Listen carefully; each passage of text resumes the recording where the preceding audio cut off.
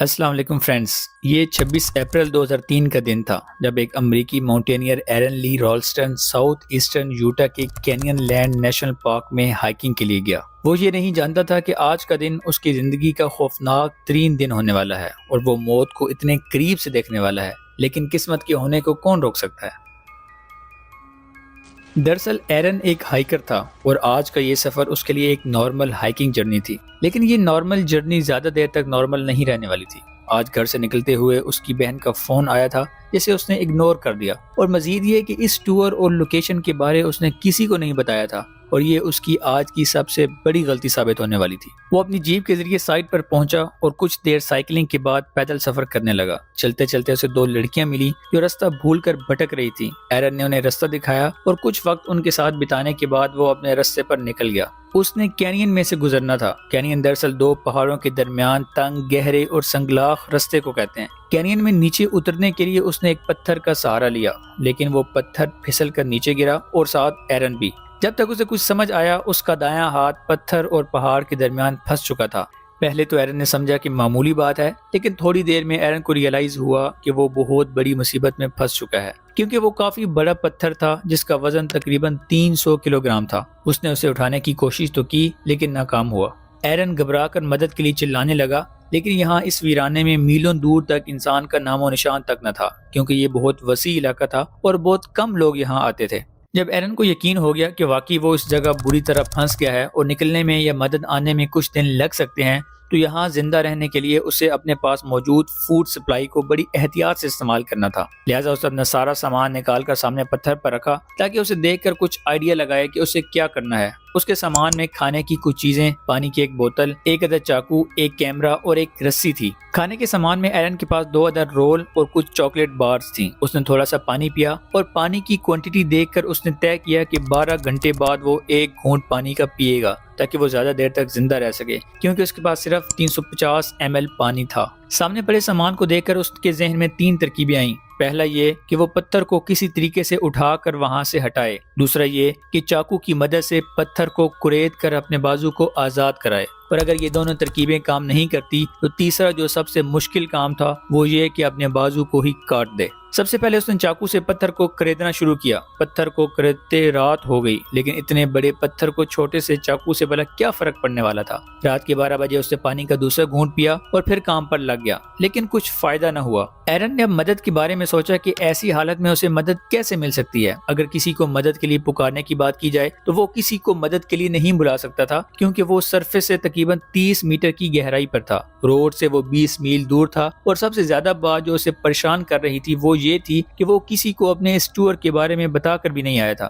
لہٰذا اس کے مسنگ ہونے کی خبر اس کے گھر والوں کو پتہ لگنے میں بھی کچھ دن لگ جانے تھے، اور جب تک ایرن کے گھر والوں کو اس کا پتہ چلے گا تب تک وہ یہاں ویران پہاڑوں میں بھوک و پیاس سے مر چکا ہوگا۔ لہٰذا اسے خود ہی کچھ کرنا تھا۔ 24 گھنٹے گزر چکے تھے، لیکن ابھی تک ایرن کو کوئی امید کی کرن نظر نہیں آ رہی تھی۔ اب اس نے اپنا کیمرہ نکالا اور ایک میسج ریکارڈ کیا جس میں اس نے اپنی ڈیٹیلز دیں اور اپنے گھر کا ایڈریس بتایا، تاکہ اگر وہ مر جائے اور جس کو وہ کیمرہ ملے وہ اس کے گھر والوں کو اس کے بارے میں بتا سکے۔ دوسری رات ڈنر میں اس نے ایک چاکلیٹ بار کھائی۔ اب اسے احساس ہو رہا تھا کہ اگر وہ گھر سے نکلنے سے پہلے اپنی بہن کی کال ریسیو کر لیتا اور اسے بتا دیتا تو شاید کوئی اسے ڈھونڈنے یہاں آ جاتا۔ جہاں اس وحشت ناک جگہ پر ایک تو پریشانی اسے کاٹ رہی تھی اور دوسرا چیونٹیاں۔ اس رات اس نے اپنے پاس موجود رسی سے ایک سپورٹ بنائی اور چیونٹیوں سے بچنے کے لیے پاس موجود ایک چادر کو اوڑھ کر سو گیا۔ اگلے دن سورج کی کرنوں نے ایرن کو جگایا۔ چونکہ وہ ایک کینین میں تھا لہٰذا وہاں صرف 15 منٹ کے لیے ہی دھوپ لگتی تھی۔ ایرن نے دھوپ لی اور پھر پاس موجود ہائیکنگ کے سامان اور رسی کی مدد سے ایک پلی بنائی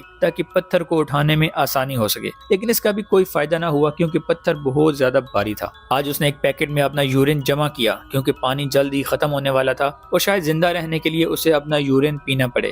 وقت کے ساتھ ساتھ ایرن کی حالت خراب ہونے لگی اور اسے عجیب و غریب وینز آنے لگے، لیکن اچانک ایرن نے دیکھا کہ بادل آ رہے ہیں۔ قسمت ایرن پر مہربان ہو رہی تھی۔ کچھ ہی دیر میں بارش برسنے لگی۔ ایرن نے جی بھر کر پانی پیا اور بوتل بھی بھر لی۔ بارش بہت تیز تھی لہذا جلد ہی اس کینین میں پانی بھرنے لگا اور اس کی سطح بڑھنے لگی۔ جلد ہی ایرن پانی میں ڈوب گیا۔ جیسا کہ آپ کو معلوم ہوگا کہ پانی کے اندر چیزوں کا وزن بہت کم ہو جاتا ہے، لہذا ایرن نے ہمت لگا کر پتھر کو اٹھایا اور وہ اٹھ بھی گیا۔ اب ایرن آزاد ہو گیا تھا۔ وہ جلدی سے باہر آیا اور اپنی گاڑی نکال کر اپنی گرل فرینڈ کے گھر پہنچ گیا۔ وہ اپنی گرل فرینڈ کے گھر کے سامنے ہی کھڑا تھا کہ اچانک اس کی آنکھ کھل گئی۔ یہ ایک سپنا تھا۔ اس کی قسمت اب بھی اسے اسی ویرانے میں پتھر میں اٹکائے کھڑی تھی۔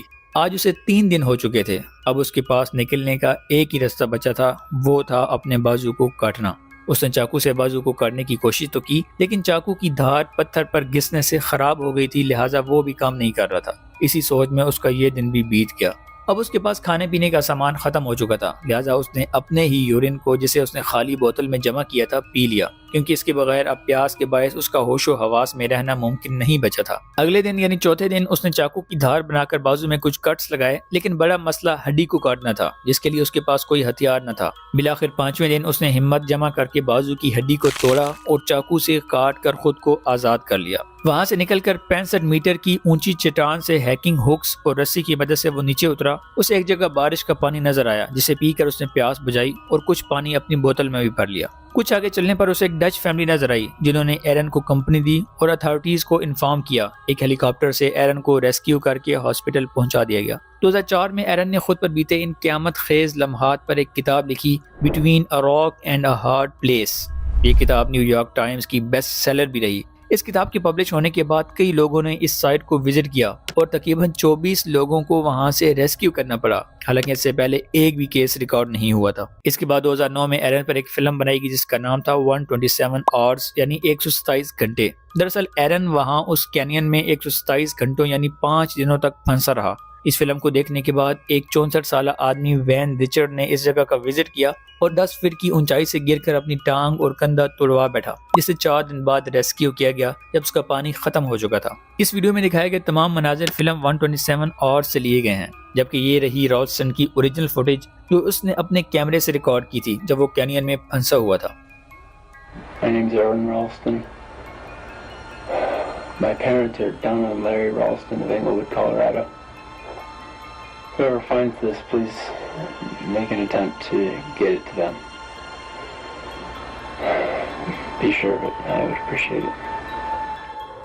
دوستو، ایرن رالسٹن کی اس کہانی سے ہم کئی سبق سیکھ سکتے ہیں۔ پہلی بات تو یہ ہے کہ گھر سے نکلتے وقت گھر والوں کو بتا کر جائیں کہ آپ کہاں جا رہے ہیں، تاکہ خدا نخواستہ کسی مس ہیپ کی صورت میں آپ کی مدد کرنا آسان ہو۔ دوسرا سبق جو ایرن نے ہمیں دیا وہ ہے امید کا۔ زندگی میں چاہے جتنی بھی مشکلات آ جائیں، پریشانیاں ہر طرف سے آپ کو گھیر لیں، امید کا دامن ہرگز نہ چھوڑیں، خدا پر بھروسہ رکھیں اور محنت کرتے رہیں، کیونکہ خدا ان کی مدد کرتا ہے جو اپنی مدد آپ کرتے ہیں۔ تیسرا اس ویڈیو کا آخری سبق کہ زندگی بہت خوبصورت ہے، اس کی قدر کریں، اس کی اہمیت کو پہچانیں، اپنے لیے، اپنے پیاروں کے لیے۔ امید ہے آپ کو ہماری آج کی ویڈیو بہت پسند آئی ہوگی، تو ویڈیو کو لائک کرتے ہوئے چینل کو سبسکرائب کریں۔ اگر آپ فیس بک پر دیکھ رہے ہیں تو ہمارے پیج کو فالو کرتے ہوئے ویڈیو کو دوستوں کے ساتھ شیئر کرنا مت بھولیں۔ ملتے ہیں ایک اور انٹرسٹنگ ویڈیو کے ساتھ، تب تک کے لیے خدا حافظ۔